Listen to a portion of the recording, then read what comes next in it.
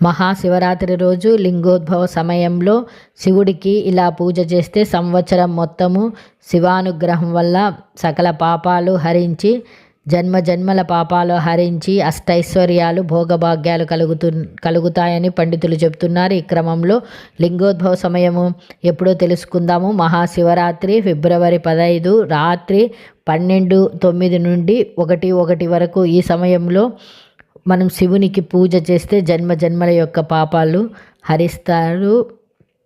ఈ లింగోద్భవ కాలాన్ని 4 భాగాలుగా విభజించాలి. ఒక్కొక్క సమయంలో శివుడికి ఒక్కొక్క రకంగా పూజ చేస్తే శివానుగ్రహం సంపూర్ణంగా కలుగుతాయని పురాణాలు చెబుతున్నాయి. లింగోద్భవ కాలంలో మొదటి భాగంలో శివుడికి ఆవు పాలతో అభిషేకం చేసి పద్మ పుష్పాలతో పూజించాలి. పులగం నైవేద్యంగా సమర్పించాలి. లింగోద్భవ కాలంలో రెండవ భాగంలో శివుడికి ఆవు పెరుగుతో అభిషేకం చేస్తూ తులసి దళాలతో పూజ చేయాలి. అలాగే పాయసం నైవేద్యంగా సమర్పించాలి. లింగోద్భవ కాలంలో మూడవ భాగంలో శివుడికి ఆవు నెయ్యితో అభిషేకం చేస్తూ మారేడు దళాలతో పూజించాలి. అనంతరం పరమశివుడికి నువ్వులు కలిపిన అన్నాన్ని నైవేద్యంగా సమర్పించాలి. లింగోద్భవ కాలంలో 4వ భాగంలో శివుడికి తేనెతో అభిషేకం చేస్తూ తుమ్మి పూలతో పూజించాలి. అనంతరము పరమశివుడికి తెల్లటి అన్నాన్ని నైవేద్యంగా సమర్పించాలి.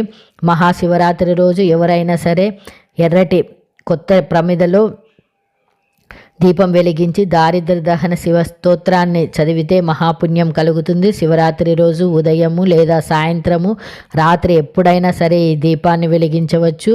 దీనివల్ల శివానుగ్రహంతో జన్మ జన్మల దరిద్రం తొలగిపోతుందని పండితులు చెబుతున్నారు. శివరాత్రి రోజు తెల్లటి అన్నంతో శివలింగంగా తయారు చేయాలి. శివలింగానికి పుష్పాలతో పూజ చేసి బెల్లం ముక్క నైవేద్యంగా సమర్పించాలి. ఆపై దానిని పారే నీటిలో విడిచిపెట్టాలి. ఇలా చేస్తే సంవత్సరం మొత్తం ధనపరమైనటువంటి సమస్యలు ఉండవని తెలియజేస్తున్నారు. ధనపరమైన సమస్యలన్నీ తొలగిపోతాయి. వీడియో నచ్చితే తప్పకుండా